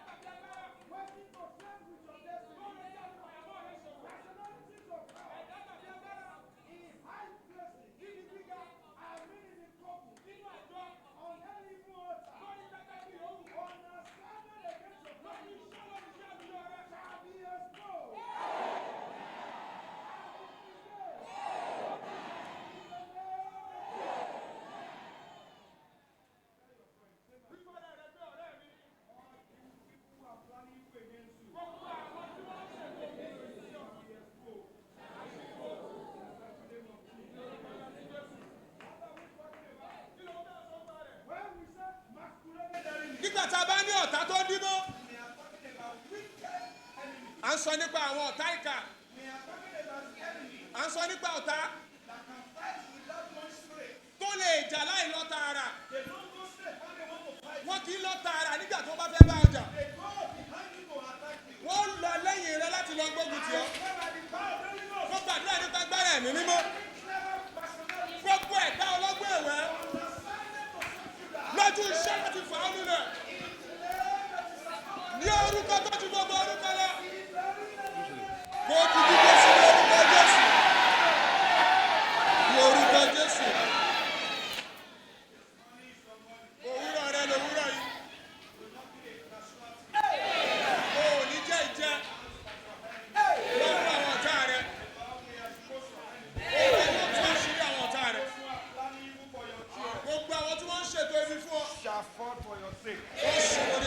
In the mighty name of Jesus. ní orúkọ ńlá ti Jésù. Say thank you, Jesus. ní Jésù ẹ ṣeun. I can't hear your voice very well. yóò gbóhùn yín dáadáa. In order for us to be able to pray, fún wa láti lè gbàdúrà. what do we need to do kí ló ń tá a nílò láti ṣe. in order to address these masquerading enemies? ká lè dojú àdúrà kọ àwọn ọ̀tá tó ń dímọ̀ yìí. In order to deal with these unfriendly friends? ká lè gbógun ti àwọn amọ́niṣe nìyí. In order to deal with the personalities and power ká lè gbógun ti àwọn ẹ̀dá àti agbára. who are eating with you, tí wọ́n ń bá ọ jẹ. who are still betraying you? tí wọ́n sì ń ṣẹ́ ọ. I mean all these treacherous enemies. gbogbo àwọn ọ̀tá alárékérekè yìí. Jesus called them betrayer. Jésù pè wọ́n ní ẹni tó fò wọ́n. Number one thing that you need to do is this. ohun àkọ́kọ́ tó nílò láti ṣe rèé. Don't allow unfriendly friends in your life. má gba àwọn ọ̀tá bí ọ̀rẹ́ láàyè nínú ayé Many rẹ. people always allow unfriendly friends in their lives. ọ̀pọ̀lọpọ̀ ló máa ń gba àwọn amọ́niṣe ní láàyè nínú ayé wọn. I think I shared something with you last week. mo lérò pé lọ́sẹ̀ tó kọjá mo sọ nǹkan kan fún I wa. told you why I don't have plenty of friends. mo sọ èrèdí tí mi ò fi ní ọ̀pọ̀lọpọ̀ Because rẹ. 80% of people that you are seeing around you are liars. ìdá ọgọ́rin nínú ọgọ́rùn-ún tẹ́ rí láyìíká yín òpùrọ́ ni wọ́n. Highly deceptive. wọ́n jẹ́ ẹlẹ́tàn gidigidi. Many people only want to collect information from you. ọ̀pọ̀lọpọ̀ ló kò fẹ́ gbàròyìn lọ́wọ́ rẹ. That is why most of you who talk like parrots, èrèdí tó jẹ́ pé ọ̀pọ̀lọpọ̀ yín tẹ́ máa ń sọ̀rọ̀ bí ayé kò tọ́. you really need to learn from what the scripture is saying this ẹ nílò morning. láti kẹ́kọ̀ọ́ dáadáa nípa ohun tí ẹsẹ̀ bíbélì wọ̀nyí ń sọ lówùrọ̀ yìí. When you read this Micah chapter 5, nígbà tó chapter bá ka 7, ìwé Míkà orí keje yìí in verse ní 6, ẹsẹ̀ kẹfà.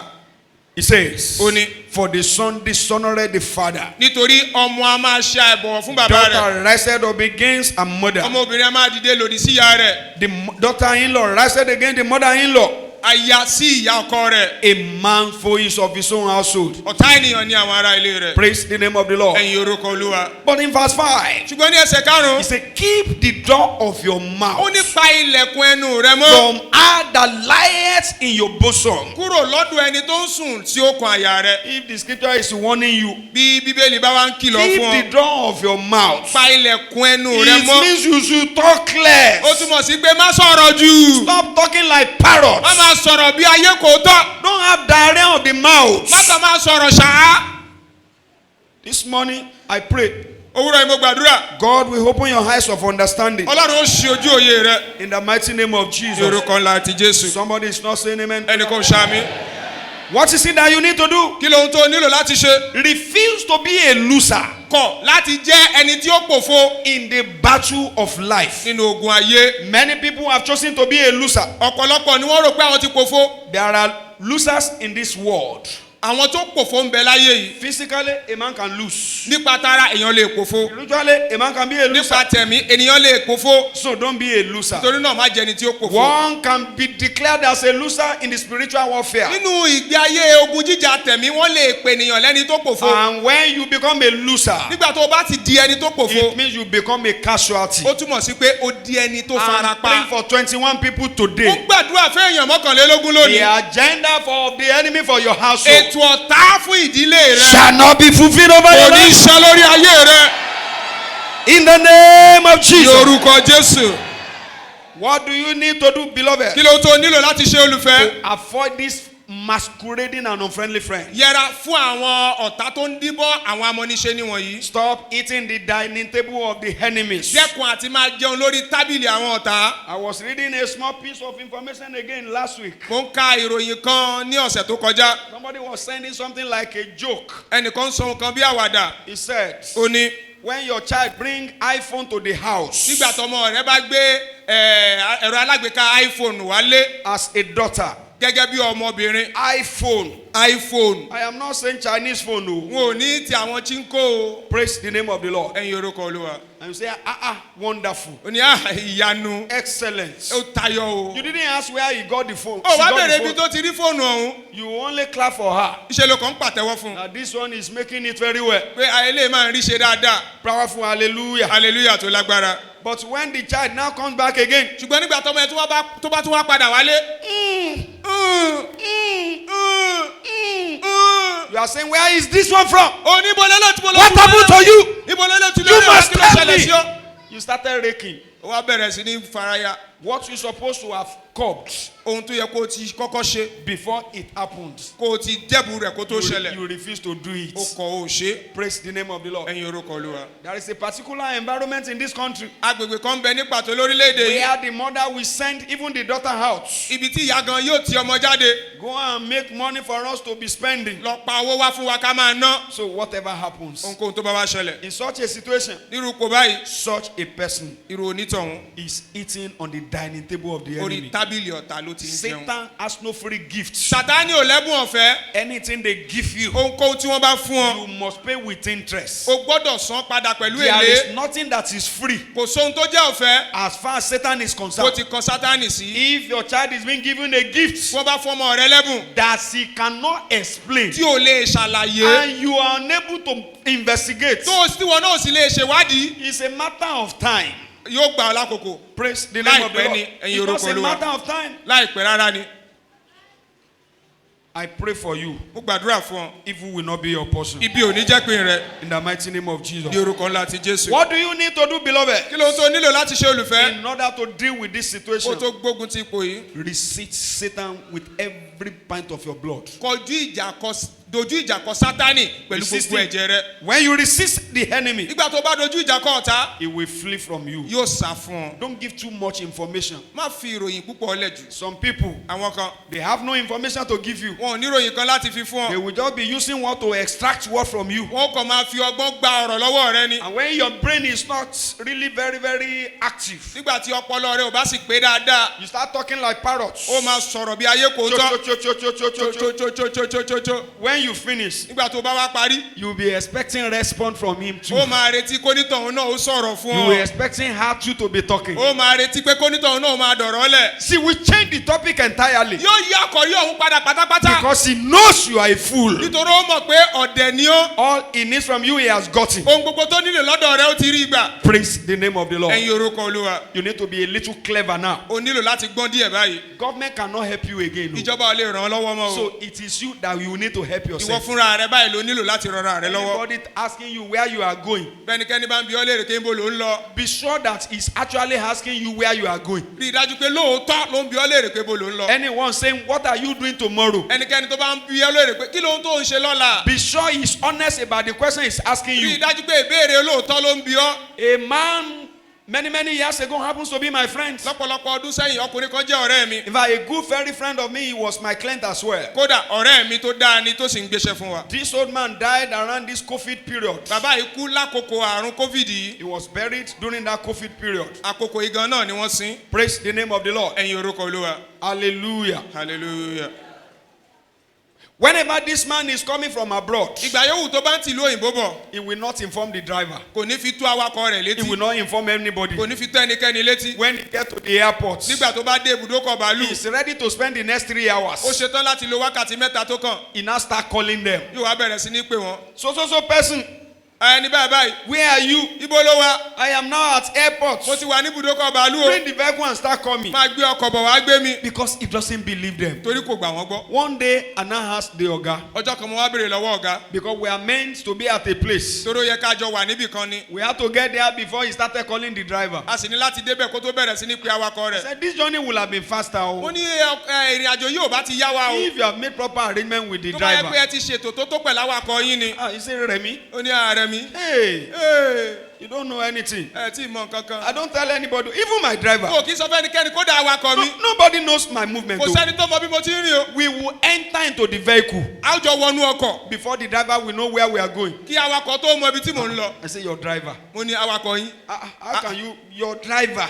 awakọ̀ yín là ń sọ. Praise the name of the Lord. ẹ̀yin orúkọ Olúwa. So let your eyes be open. jẹ́ kójú rẹ̀ ó là. Don't trust too much of your so-called friends. má ní gbẹ́kẹ̀lé púpọ̀ tàbí pátápátá nínú àwọn tó ń pè lọ́rẹ́ rẹ. Most of them are friends in quotes. ọ̀pọ̀lọpọ̀ wọn amọ̀nìṣe ni wọ́n. What do you need to do? kí ló ń tó nílò láti ṣe. Finally, you must be a genuine child of God. lákòótán gbọ́dọ̀ jẹ́ ojúlówó ọmọ So that Ọlọ́run. you can discern left from right. kó o lè mọ ọ̀tún yàtọ̀ With the sósì. single spirit of discernment, Pẹ̀lú ẹ̀mí ìdámọ̀ yàtọ̀ kan ṣo, you can identify genuine friends. o lè dá àwọn tó jẹ́ ọ̀rẹ́ lójúlówó mọ̀. You can identify the enemies among them. O sì lè dá àwọn tó jẹ́ ọ̀tá láàrin wọn mọ̀. Even in the house of God, Kódà nínú ilé Ọlọ́run, the Bible says, Bíbélì ní among my children láàrin àwọn ọmọ are mi the wicked ones. ni àwọn ènìyàn ìka wà. Wicked ones. Àwọn ìka, In quotes, àwọn ìka, there are witches in the house of God. àwọn àjẹ́ ń bẹ nínú ilé Ọlọ́run. So if you think the person, everybody is an angel, Tó bá lẹ́wọ́ lérò pé gbogbo ènìyàn áńgẹ́lì ni wọ́n. it's unfortunate Ó too. wá ṣe ní láàánú o. Because the people that we have in the world, Nítorí àwọn tá a ní nínú ayé, that we have in the church, àwọn náà la ní nínú ìjọ. ministers of God are not exempted. A sì yọ àwọn ránṣẹ́ Ọlọ́run náà kúrò. Praise the name of the Lord. Ẹ̀yin orúkọ Olúwa. Bible call them workers of iniquities. Bíbélì pé wọ́n ní àwọn oníṣẹ́ ẹ̀ṣẹ̀. So if God is talking about workers of Ọlọ́run iniquities, bá ń sọ̀rọ̀ nípa àwọn oníṣẹ́ ẹ̀ṣẹ̀. so it is not about how eloquent a minister of God is. Torí náà kò dá lórí bí ọ̀rọ̀ ṣe jáfáfá sí lẹ́nu It's not ìránṣẹ́ about the Ọlọ́run. fire that is coming from the Kò tún altar. dá lórí iná tó ń ti orí pẹpẹ jáde. It is about you allowing your eyes to open Ó dá lórí rẹ pé kó o jẹ́ kójú rẹ ó là. so that you don't go to a house of God Kó o má bàa lọ sí ilé Ọlọ́run. where they will be trading with your life, Ibi tí wọ́n ti máa fàyè rẹ ṣòwò. where they will be trading it with your Ibi destiny. tí wọ́n ti máa fàyànmọ́ rẹ ṣòwò. A church where they will have buried something and they will be calling all manners of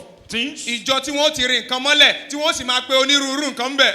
This world that we are now, Ayé tá a wà báyìí, it is full of battle. ogun ni. All eyes closed. Gbogbo ojú kó wà ní dídì. If you are not born again, you are here this morning. Bó o bá di àtúnbí o wà ní ìlú òwúrọ̀ yìí. I want to encourage you Mo fẹ́ gbà ọ́ níyànjú not to be a victim kó o má jẹ́ ìjẹ of these unfriendly friends, tí àwọn ọ̀tá bí ọ̀rẹ́ yìí. of this masquerading enemy. Bí àwọn ọ̀tá èyí tó ń Don't fa be a gbogbo victim tí- of the circumstance Má jẹ́ ìjẹ́ ipò that we have find ourselves in this country. tá a bára wa lọ́wọ́lọ́wọ́ yìí lórílẹ̀‐èdè yìí. All eyes remain Tí closed. gbogbo ènìyàn ó di ojú rẹ̀. If you are that brother or that sister Bó bá jẹ́ wọn lárákùnrin tàbárábìnrin náà. who has been a victim of all these so-called unfriendly friends Tó ti before, jẹ́ ìjẹ àwọn amọ́niṣe ni àwọn ọ̀tá bí ọ̀rẹ́ ìrí tẹ́lẹ̀. you are a victim of masquerading enemies. Ó jẹ́ ìjẹ àwọn ọ̀tá tó ń díbọ́n. Anyone that is here this morning Ẹnikẹ́ni tó ń bẹ ní ìlú òwúrọ̀ who yìí. want to reconcile yourself with Jesus Christ, Tó fẹ́ ṣe ìbálàjà pẹ̀lú Jésù Kristi. you have another golden opportunity today. Ó ní àǹfààní wúrà mìíràn lónìí. Let me see your right hand up. Jẹ́ rí ọwọ́ ọ̀tún rẹ lókè. Lift it up properly. Nà sókè dáadáa. Lift it and let it be taller Nà than your sókè head. jẹ́ kó ga ju orí rẹ lọ. Thank you, Jesus. Ṣé Jésù. Thank you, Father. Ẹ ṣeun bàbá. I want you to say it after me like Mo this. fẹ́ kó o sọ ilé ìtẹ̀lé mi báyìí. Say, my Father, Ní bàbá mi. I am here this Mo morning wà ní ìlú òwúrọ̀ yìí. as a sinner. Gẹ́gẹ́ bí ẹlẹ́ṣẹ̀. Lord, have mercy upon my life. Olúwa ṣàánú fún mi. Jesus Christ, Son of the living Jésù God. Kristi ọmọ Ọlọ́run alààyè. Write my name in the book of Kọ life. orúkọ mi sínú ìwé ìyè. I will never go back to sin Mo ní again. padà sínú ẹ̀ṣẹ̀ mọ́. I accept you as my Lord and my Mo gbà yín Savior. gẹ́gẹ́ bí Olúwa àti olùgbàlà mi. Thank you, Father. Ẹ ṣé bàbá. Jesus' mighty name we pray. Ní orúkọ ńlá ti Jésù la gbàdúrà.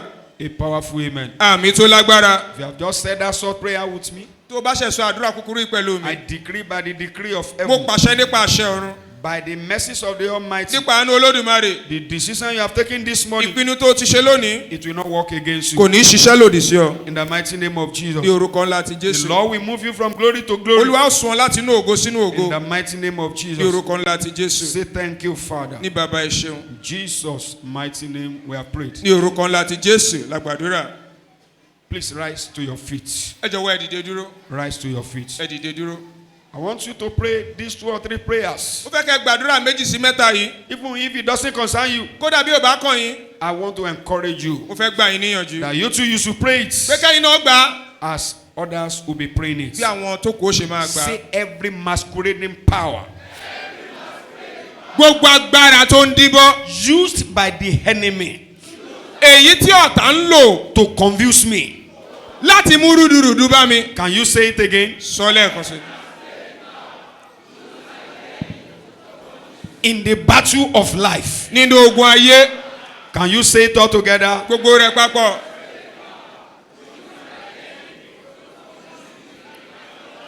Are you afraid, beloved? Ṣẹ́rù ń bà yín ní olùfẹ́.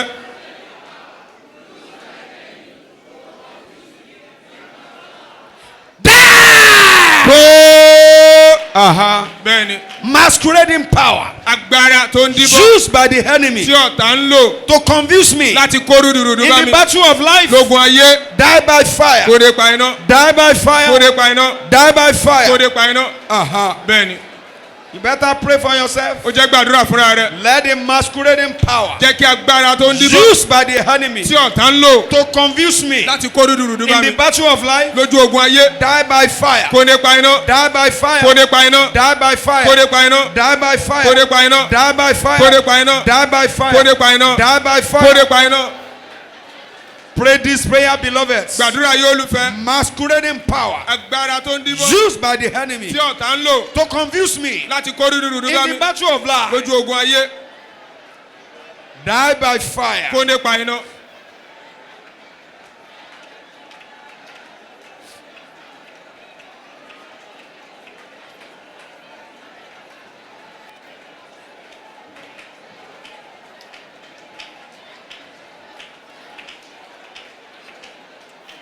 In Jesus' mighty name we pray. ní orúkọ ńlá ti Jésù la gbàdúrà. Sometimes when people do something mysterious, ìgbà mìíràn báwọn kan bá ṣe nǹkan tó jẹ́ àdìtú they will be saying, wọ́n máa ní maybe they hypnotize them. bóyá wọ́n fòògùn mú mi ni o. Because if not, bí ò bá ń ṣe bẹ́ẹ̀ ni this person wouldn't just follow this person like that. onítọ̀hún ò ní tẹ̀lé ẹni yẹn bẹ́ẹ̀ He wouldn't have just done that thing like that. kò bá má ṣe bẹ́ẹ̀ rárá. You will pray like ó this. gbàdúrà báyìí. Say every power gbogbo agbára hypnotizing my life. tó fẹ́ fi èdìdì mí. Can you say it as if you mean it? sọ bí ohun tó dá ọ lójú. In the battle of life. lójú ogun ayé. bẹ́ẹ̀ni. Powers agbára hypnotizing my life. tó ń fi èdìdì ayé mi. In the battle of life. lójú ogun ayé. Die by fire. kò ní pa iná. You better pray this prayer. ó jẹ́ gbàdúrà yìí.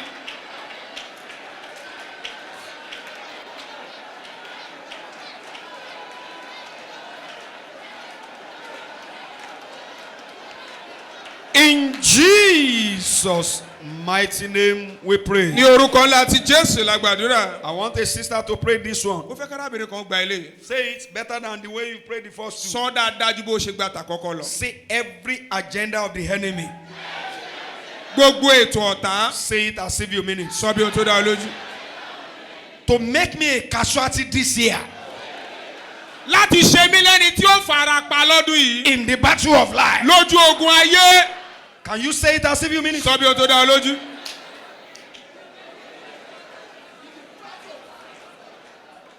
Your enemy has agenda for your life. àwọn ọ̀tá rẹ ní ètò fáyé rẹ. Do you know? ǹjẹ́ o mọ̀. Some people are waiting and keep on waiting and waiting for one day they will say something evil as before you. báwọn kan ń retí wọ́n ń tẹ́tí wọ́n ń lúgọ títí di ọjọ́ kan tí wọ́n fi gbọ́ pé ibi kan ti ṣẹlẹ̀ sí ọ. Whenever they hear that you will escape it again, ìgbà yòówù tó bá rí pé ó mà tún yé e. they will say, eh? wọ́n ní ẹ̀ Is it true? ṣé lóòótọ́ ni. I prayed this morning. mo gbàdúrà lówùrọ̀ yìí. Enemy will declare losses over your life. ọ̀tá ó kéde òfò lórí ayé rẹ. In the name of ní Jesus. orúkọ Jésù. Say every agenda of the enemy gbogbo ètò ọ̀tá to make me a casualty this year. láti ṣe mí lẹ́ni tí ó fara pa lọ́dún yìí.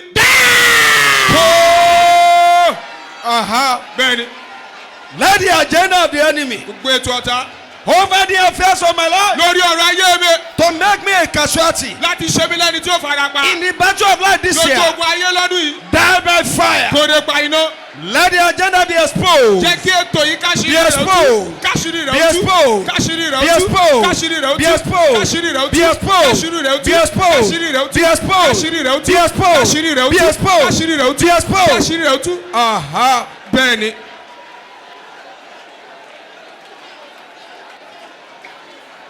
In Jesus' mighty name we pray. ní orúkọ ńlá ti Jésù la gbàdúrà. You will not enter into the net of the enemy. o ò ní wọnú àwọn ọ̀tá. Every trap prepared for you this year, gbogbo páńpẹ́ tí wọ́n dẹ́lẹ̀ fún ọ lọ́dún yìí. you will not enter into it. o ò ní wọnú rẹ̀. In the name of Jesus. ní orúkọ Jésù. Let your amen run like jẹ́ kí fire. àmì rẹ̀ búramúramù bẹ́ẹ̀ náà. They lay wait wọ́n lúgọ in order to shed blood. kí wọ́n lè ta ẹ̀jẹ̀ sílẹ̀. Lord, I stand there as your prophet. olúwa mo dúró níyìn gẹ́gẹ́ bí wòlíì rẹ. And I'm praying for everyone saying amen to this prayer. mo sì ń gbàdúrà fún gbogbo ènìyàn tó rà mí ṣe sàdúrà If yìí. anyone must be kidnapped this year, bí wọ́n bá jí ẹnikẹ́ni gbé lọ́dún yìí. it must be your enemy. àwọn ọ̀tá rẹ ni ó jẹ.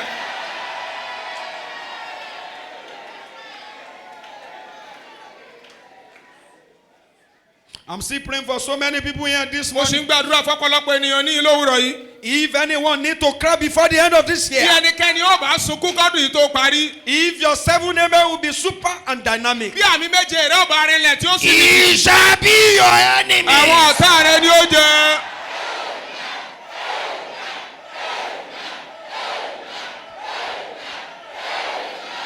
In the name of ní Jesus. orúkọ jésù.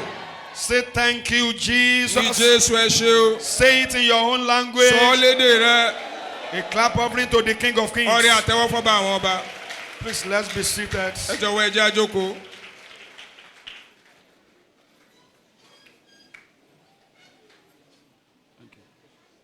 Praise the name of the Lord. ẹ̀yin orúkọ olúwa. Kindly bring out your tithe and offering before we pray our concluding prayer. ẹ yára mú ìdá mẹ́wàá àti ọrẹ yín jáde ká tó gbàdúrà tó parí. Quickly bring out your tithe and your offering. ẹ yára mú ìdá mẹ́wàá àti ọrẹ yín jáde.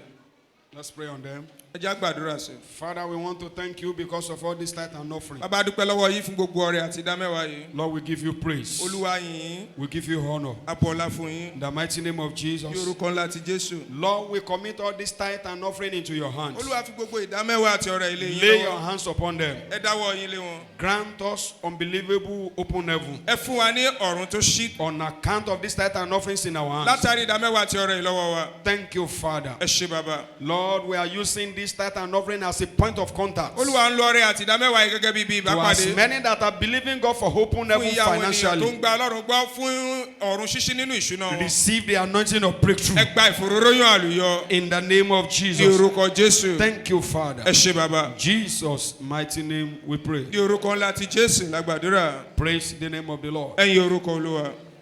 Once again, I bless God for the life of everyone here. lẹ́ẹ̀kan sí mo bùkún ọlọ́run fún gbogbo ènìyàn ní. The Lord will continue to be with you olúwa yóò máa wà pẹ̀lú yín. in the mighty name of ní Jesus. orúkọ ńlá ti jésù. We have a car to dedicate this morning, a ní ọkọ̀ láti fi jì lówùrọ̀ yìí. so we'll pray on that as soon as we are bringing this meeting to a close. a gbàdúrà lérí eré ìbá ṣe máa For parí you sí. to be a member of this great fún ministry, yín láti jẹ́ ọmọ ìjọ iléeṣẹ́ ìránṣẹ́ ńlá you yìí. need to be a member of a group ẹ nílò láti darapọ̀ mọ́ ìsọ̀rí kan and our house fellowship. àti ìpàdé ojúlé wa. The Lord will bless you as you are doing that. olúwa ó bùkún yín bẹ́ẹ̀ tí ń ṣe léyìí. In the mighty name of ní Jesus. orúkọ ńlá ti jésù. All members are encouraged gbogbo àwọn ọmọ ìjọ lágbà níyànjú to ensure you join a group. láti rí i dájú pé wọ́n darapọ̀ mọ́ ìsọ̀rí This is kan. how you can continue to grow spiritually. báyìí lẹ ṣe lè máa dàgbàsókè nípa tẹ̀mí. The Lord will bless you as you are doing that. olúwa ó bùkún yín bẹ́ẹ̀ tí ń ṣe léyìí. Powerful amen. àmì tó lágbára.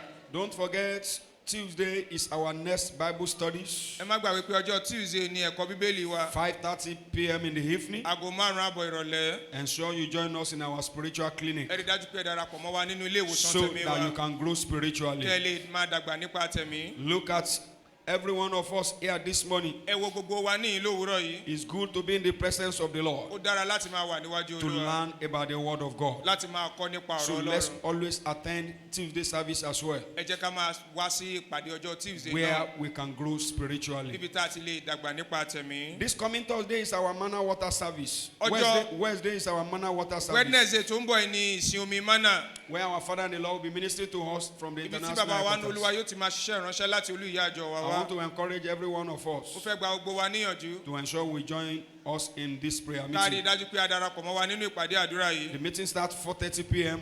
aago 4:00 ìrọ̀lẹ́ ni ìpàdé àdúrà yìí ó bẹ̀rẹ̀. Of course, it's a fasting prayer. ìpàdé àwẹ̀ sí ni. Come with a bottle of water. ẹ gbé ìgò omi kan The dání. Lord will bless you as you are doing olúwa that. ó bùkún yín bẹ́ẹ̀ tí ń ṣe léyìí. Praise the name of the Lord. ẹ̀yin orúkọ olúwa. I have told you severally, mo ti wí fún yín lọ́pọ̀ ìgbà. whatever that is good requires pé prayer. ohunkóhun tó dáa ń fẹ́ àdúrà. Whatever that is not good enough èyí tí ò tí ì requires dá tó prayer. náà ó ń fẹ́ àdúrà. Join us in our prophetic deliverance early in the morning on Wednesday morning. ẹ darapọ̀ mọ́ wa nínú ètò wa ìtúsílẹ̀ ti wòlíì tó máa ń wáyé lọ́jọ́ wednesday lóòrọ̀. Called Hour of Solution. èyí tá a tún pè ní wákàtí It ojútùú. is early risers meeting. ètò àwọn tó tètè máa ń jí ni. Make sure you join us in this ẹ rí meeting. dájú pé ẹ darapọ̀ mọ́ wa nínú God ìpàdé will yìí. continue to bless every one of us. ọlọ́run ó máa bùkún gbogbo wa. All evangelism members should not forget to meet with their leader kí gbogbo àwọn ajínrere kí wọ́n má gbàgbé láti bá adarí wọn pàdé. after the service at their usual stand at the children's stand. lẹ́yìn ìsìn níbi tí wọ́n ti máa ń ṣèpàdé wọn.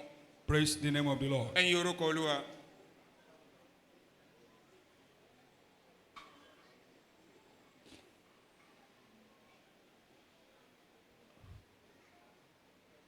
Today, I want to equally introduce our pastor and our father in the Lord here, lónìí mo fẹ́ fi bàbá wa ní Olúwa àti àwọn olùṣọ́àgùtàn àwọn wọ́n ní. who will quickly deliver the international headquarters message from our father in the Lord. tí wọ́n yára jíṣẹ́ bàbá wa ní Olúwa láti olú ìyá àjọ wa fún wa.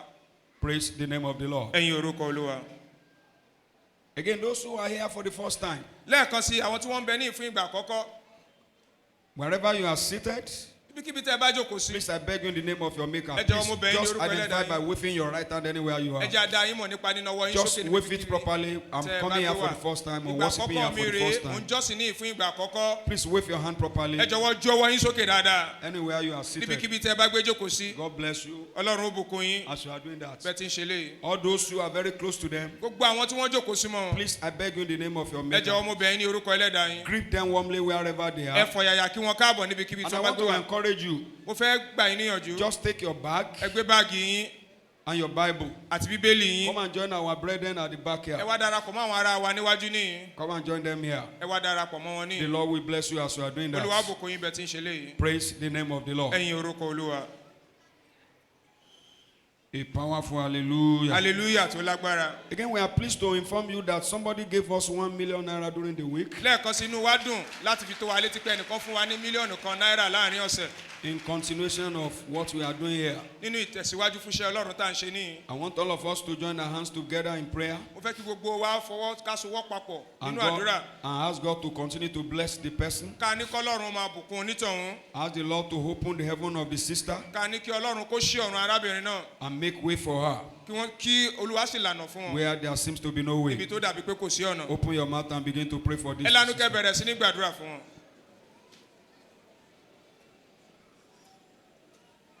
In Jesus' mighty name we pray. ní orúkọ ńlá ti Jésù la gbàdúrà. Everlasting Father, we want to thank you because of this, your daughter. bàbá ayérayé a fẹ́ dúpẹ́ lọ́wọ́ yín fún ọmọbìnrin yìí. Thank you because of the level of her a faithfulness. dúpẹ́ lọ́wọ́ yín fún ìpele ìjólóòtọ́ wọn. Lord, accept all our thanks in the name of Jesus. Olúwa ẹ gba gbogbo ọpẹ́ wa ní orúkọ Jésù. Father, bàbá in the spirit of agreement, nínú ẹ̀mí ìṣọ̀kan I join my faith with the faith of all the saints in this meeting this morning. mo fi ìgbàgbọ́ mi kún ìgbàgbọ́ gbogbo àwọn ẹni mímọ́ nínú ìpàdé yìí lówùúrọ̀ yìí. And we ask that you, God, a sì béèrè pé kí ẹ̀yin Ọlọ́run in your own power, nínú agbára yín by your own wisdom, nípa ọgbọ́n yín by what that power that make you to be called God, nípa ohun tí agbára tó mú yín jẹ́ Ọlọ́run yìí. Lord, Olúwa continue to uphold the life of this sister. ẹ máa di arábìnrin yìí mú. Continue to abide with her in all her endeavors. ẹ máa wà pẹ̀lú wọn ní gbogbo iṣẹ́ wọn. Wherever she has taken this money, Lord, ibikíbi tí wọ́n bá ti mú owó yìí Olúwa. let your anointing of increase and multiplication fall upon ẹ jẹ́ it. kí ìfòróróyàn bíbí sí àti dídi púpọ̀ kó bà lé. In the name of Jesus, ní orúkọ Jésù.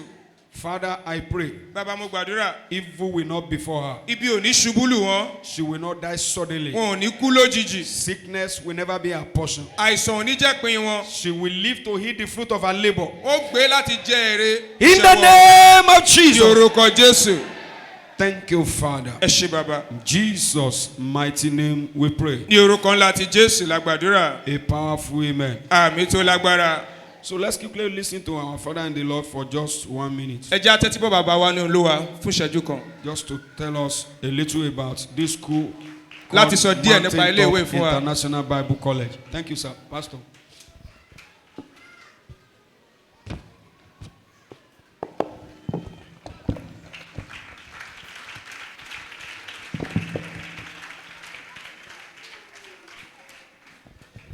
Praise the name of the Lord. ẹ̀yin orúkọ Olúwa. I bring you greetings from international headquarters. Mo mú ìkíni wá fún yín láti olú ìyá ìjọ wa. The Lord bless you mightily in the name of Jesus. Kí Ọlọ́run bùkún fún yín lọ́pọ̀lọpọ̀ ní orúkọ Jésù. I want to thank God for your pastor for this privilege given to me to remind you that we have a school which many of you know about. mo fẹ́ dúpẹ́ lọ́wọ́ ọlọ́run pàápàá jùlọ fún olùṣọ́ àgùntàn wa tó fún mi ní àǹfààní yìí láti lè rán yín létí ọ̀pọ̀lọpọ̀ àwọn ilé ẹ̀kọ́ tí ó wà tí àwa kò mọ̀. By the grace of God, this ministry is running a Bible school that offers the first degree in theology. nípa oore ọ̀fẹ́ ọlọ́run iléeṣẹ́ ìránṣẹ́ yìí wọ́n gbé iléèwé kalẹ̀ tí ó máa kọ́ni ní ẹ̀kọ́ bíbélì tí ó sì máa fúnni ní ìwé ẹ̀rí ti àkọ́kọ́. The flyer that we have here, which you will get if you're interested, is that we were Mountaintop International Bible College before, but now we have changed modified our name to Mountaintop Theological Seminary. ìwé ìléwọ́ tó wà lọ́wọ́ wa tí a pè fún àwọn ènìyàn ní òun ni a ti kọ́kọ́ ń lò tẹ́lẹ̀ tí a pè ní orí òkè téńté ti ilé ìkọ́ni ní tí a wá yí padà sí. We are doing that because people are thinking that we are operating on the level of secondary school. We are not a secondary school level. We are a tertiary institution, higher institution. So we have changed the name to Mountaintop Theological Seminary so that it will be in line with other schools around the world. a ti kúrò ní ilé ẹ̀kọ́ kékeré tí a wà tẹ́lẹ̀ a wá lọ sí ilé ẹ̀kọ́ gíga òun ni a ṣe yí orúkọ rẹ̀ padà. And by the way, we are affiliated with Mountaintop University. ní òun ni a ṣe súnmọ́ tí a pè ní asopọ̀ mọ́ ilé ẹ̀kọ́ yunifásitì ti orí òkè téńté. So we are going to get a certificate that is going to be in an association with Mountaintop University of MFM. a ó sì máa nígbà tó máa fún wa ní ìwé ẹ̀rí nípa rẹ̀ tí ó máa sopọ̀ mọ́ orí yunifásitì ti orí òkè téńté. Our program, we have three programs. We have the regular program of full-time and part-time. a ní ètò ẹ̀kọ́ ni tó jẹ́ pé a lè máa ṣe ká sì tún máa ṣiṣẹ́ wa tàbí eléyìí tí a ó tún fi gbogbo àkókò fún. The part-time is running from Friday by 4:30 a.m. to 8 p.m. and the whole of Saturday. eléyìí tí a ń ṣe fúngbà díẹ̀ òun ni a máa ṣe ní ọjọ́ Friday lọ́jọ́ méjì lọ́sẹ̀. And it runs for 5 years. ó wà fún ọdún márùn-ún. While the full-time runs, we have lectures on Tuesdays, Wednesdays, and Thursdays, 8 a.m. till 3 p.m. Week. It runs for 4 years. You still get the same certificate. nígbà tí eléyìí tí a ó fara wa jìn pátápátá fún yóò wà fún ọdún mẹ́rin yóò sì máa wáyé ní ẹ̀ẹ̀mẹ́ta. And I want to appeal to you that those of you who say that it's too long, it's not too long, it's a normal school. We started 2007. Now you know how many years we are now. ọ̀pọ̀lọpọ̀ wa tá a máa sọ pé ó ti pẹ́ jù a ó rí i pé kò ń ṣe ohun tó pẹ́ ó jẹ́ àkókò tí a ti bẹ̀rẹ̀ tán dárúkọ yìí. Those who said that it was too long, they have seen us graduating students and they are going to the ministry and they are doing well. àwọn tó sọ pé àkókò rẹ̀ ti pẹ́ jù a ó rí ọ̀pọ̀lọpọ̀ akẹ́kọ̀ọ́ tó ti kàwé gboyè tí wọ́n sì ń ṣe dáadáa. And so I want to ask that those of you who are interested, please, after we share the grace, I will wait outside there. Please come over and meet me. I will explain more to you. ọ̀pọ̀lọpọ̀ yín tí ẹ bá sì ní ìfẹ́ sí iléèwé yìí èmi ò dúró lóde nígbà tí a bá ṣe tán láti ṣe àlàyé fún yín lẹ́kùnrẹ́rẹ́ sí i. Our next session is to take place in August. But those of you who do have time on yourself, you can run a summer school that starts tomorrow. eléyìí tó kàn ni a ó bẹ̀rẹ̀ ní oṣù kẹjọ ṣùgbọ́n èyí tí ẹ kò ní àkókò ẹ lè wá bẹ̀rẹ̀ eléyìí tí a máa ṣe fún ìgbà ní ọ̀la. The summer school runs for 6 weeks and it takes all of the session. 1 year course run in 6 weeks. It's full time. If you have that block of time, you can meet me outside and we can discuss because we are going to start our lecture tomorrow morning at the international headquarters. eléyìí yóò gbà wá ní oṣù mẹ́fà láti ṣe ní ẹ̀kúnrẹ́rẹ́ tí ẹ bá sì nífẹ̀ẹ́ sí ẹ lè wá rí mi níta láti ṣàlàyé fún yín sí i. And I want to appeal once again, those of you, the basic qualification is WAEC or the GC with English. That is the basic, the minimum qualification. You can have your master, you can have your PhDs. We are training men and women for the ministry so that the Lord God will use you to bless our generation. God will àwọn match mightily. àwọn àmúyẹ tí a béèrè fún náà ni àṣeyọrí nínú ìdánwò WAEC tàbí GC. God bless you. Kí Ọlọ́run bùkún fún yín.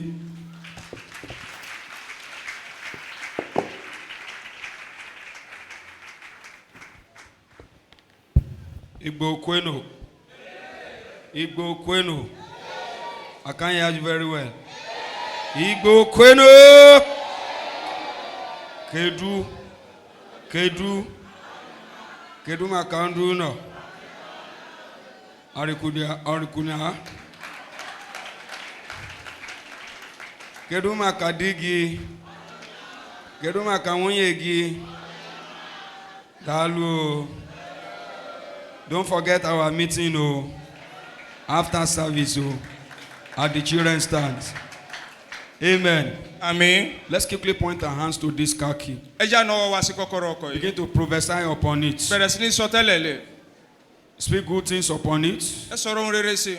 As the Lord give you utterances. bólúwa ti fún yín ní o. Thank you, Father. ẹ ṣeun bàbá. In Jesus' mighty name we pray. ní orúkọ ńlá ti jésù la gbàdúrà. My Father and our God, we want to thank you because of this wonderful gift. bàbá mi ọlọ́run wa fẹ́ dúpẹ́ lọ́wọ́ yín fún ẹ̀bùn ìyanu yìí. Thank you because you are the owner of gifts. a dúpẹ́ lọ́wọ́ yín torí pé ẹ̀ ń lẹ ní ẹ̀bùn. Thank you for what you have done in this place. a dúpẹ́ fún ohun tẹ́ ti ṣe níyìn. Thank you for what you have done in the life of this our brethren. a dúpẹ́ fún ohun tẹ́ ti ṣe nínú ayé àwọn ará wa Take all wọ̀nyí. the glory in Jesus' name. ẹ gba gbogbo ògo ní orúkọ jésù. Father, we commit this vehicle into your hand, O bàbá Lord. fi ọkọ̀ ilé yín lọ́wọ́ It will olúwa. not be bewitched against the owner. kò ní gbàbọ̀dè lòdì It will not sẹ́ńtò be ní. converted to his kò coven. ní dípò sí wọn. In the mighty name of ní Jesus. orúkọ ńlá ti jésù. Each time that this vehicle will be on the road, ìgbà yòówù tí ọkọ̀ yóò bá wà lójú ọ̀nà. the presence of the Lord will continue to go with it. ìwàláàyè ọlọ́run yóò máa bá a lọ. In the mighty name of ní Jesus. orúkọ ńlá ti jésù. Thank you, Father. ẹ ṣeun bàbá. Lord, we dedicate it in the name of the Father, olúwa fìjì ní orúkọ the name bàbá. of the Son, ti ọmọ and the name of the Holy àti Ghost. ti ẹ̀mí mímọ́. Jesus' mighty name we pray. ní orúkọ ńlá ti jésù la gbàdúrà. I want to bless God for those who took part in the family mo deliverance. fẹ́ bùkún ọlọ́run fún gbogbo àwọn tí wọ́n kópa nínú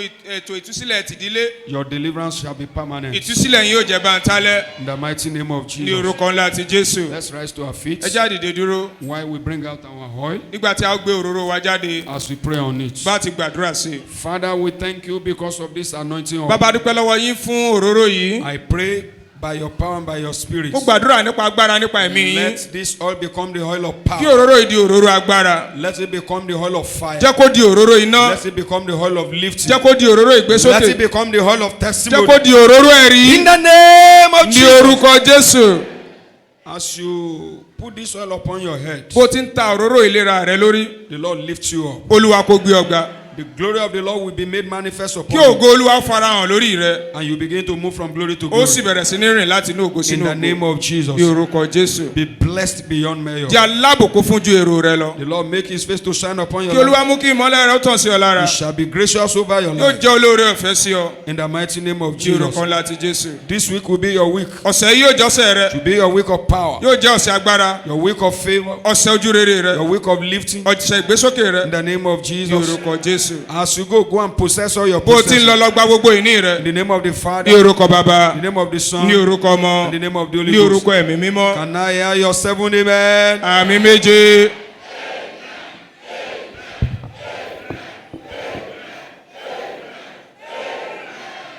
Put the oil upon your head. ta òróró ìlera rẹ lórí.